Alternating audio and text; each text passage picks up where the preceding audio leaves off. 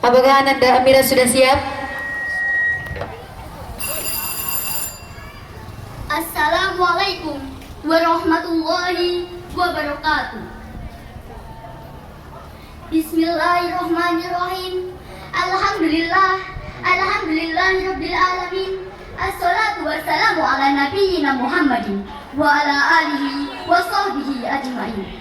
Asyhadu an la ilaha illallah wa asyhadu anna Muhammadar Rasulullah. Amma ba'du. Kepada dewan juri yang kami hormati, kepada ustadz-ustadzah dan guru-guru kami yang dimuliakan Allah, dan segenap hadirin serta teman-temanku yang dirahmati Allah, marilah kita bersama-sama memanjatkan puji syukur kehadirat Allah Subhanahu wa Ta'ala yang telah memberikan karunia yang sangat banyak, di antaranya nikmat kesehatan, nikmat kesempatan, dan panggilan hati untuk senantiasa berdakwah dan berjuang di jalan Allah. Selain itu, ada pula nikmat Allah yang lain yang menjadi kunci keselamatan hidup kita di dunia dan di akhirat, yakni nikmat iman dan Islam, yang dengannya kita hidup dan dengannya kita mati. Semoga kita tetap bisa berpegang teguh dengannya. Amin ya rabbal alamin. Allahumma sholli ala Muhammad. Salam serta sholawat marilah kita haturkan kepada junjungan kita Nabiullah Muhammad sallallahu alaihi wasallam. Akhlak karimahnya yang tercermin di dalam lisan dan perilakunya adalah suri tauladan terbaik.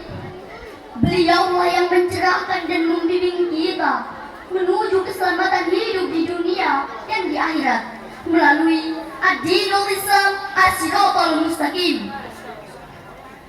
Hadirin yang dirahmati Allah, izinkan saya berpidato kali ini dengan tema pendidikan di era globalisasi.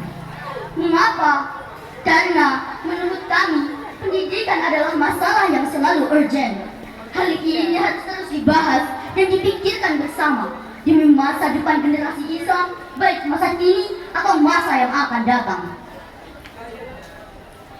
Hadirin sekalian, perkembangan zaman saat ini sudah semakin maju. Tidak ada lagi jarak antara satu tempat dengan tempat yang lain. Kabar dan peristiwa dari belahan dunia satu dapat dengan mudah diakses secara langsung dari belahan dunia yang lain. Selanjutnya, maka tak ayal lagi akan membawa perubahan nilai-nilai perkembangan generasi. Sedikit demi sedikit, perlahan tapi pasti akan membawa perubahan nilai budaya, nilai sosial, dan psikologi perkembangan anak-anak. Selanjutnya, tidak ada lagi perbedaan antara lifestyle orang timur dengan lifestyle orang barat. Semua bercampur aduk menjadi satu. Contoh yang mudah kita temukan adalah bagaimana cara berpakaian, selera terhadap makanan-makanan baru, hobi, dan kegiatan-kegiatan sehari-hari lainnya.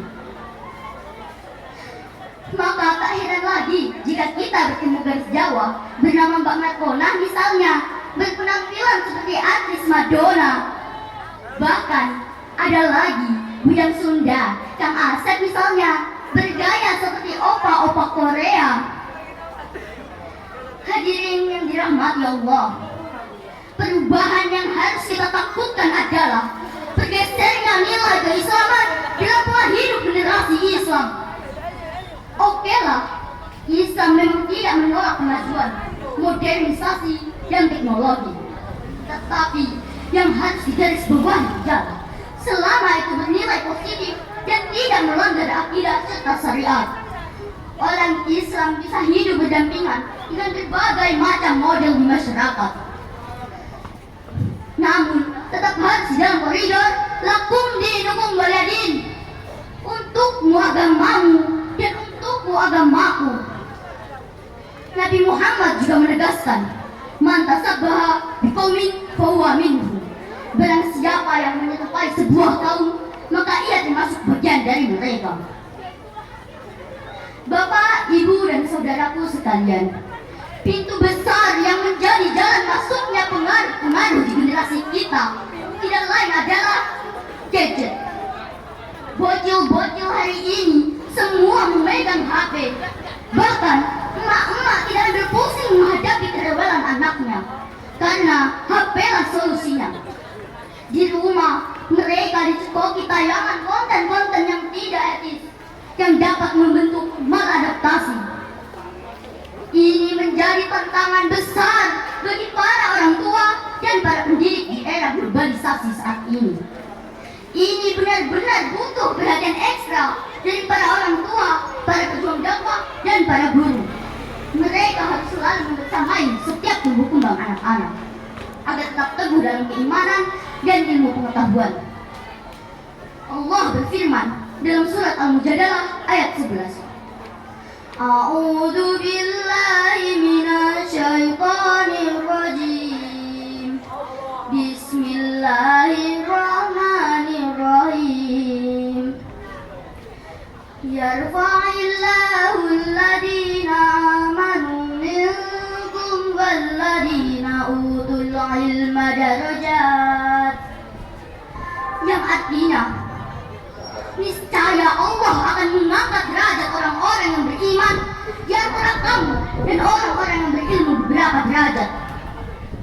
Jadi saudaraku, iman dan ilmu adalah dua hal yang harus ada pada setiap diri kita.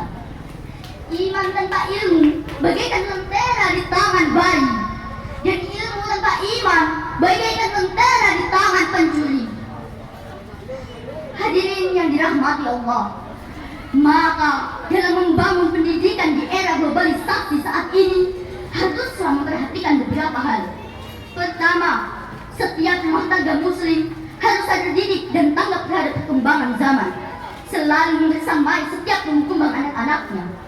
Yang kedua, untuk para pejuang dakwah harus aktif ambil bagian dalam dakwah digital sebagai bentuk ikhtiar kampanye membangun dunia maya yang sehat dan positif. Yang ketiga, untuk para pihak yang berperan dalam dunia pendidikan, sinergi antara pengajaran imtak dan iptek haruslah disesuaikan dengan zaman dan kebutuhan. Bekali anak-anak dengan keterampilan hard skill dan soft skill, karena era globalisasi saat ini dapat menggilas siapapun yang lemah, baik lemah keimanannya ataupun kecakapannya.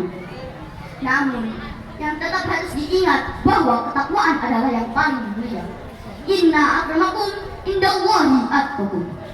Bapak, Ibu, dan saudaraku sekalian, demikianlah pidato yang dapat saya sampaikan. Kebenaran datangnya dari Allah dan kesalahan adalah milik saya, manusia biasa. Kurang dan lebihnya mohon dimaafkan. Nun wal qalami wa ma yasturun fastabiqul khairat. Wassalamualaikum warahmatullahi wabarakatuh.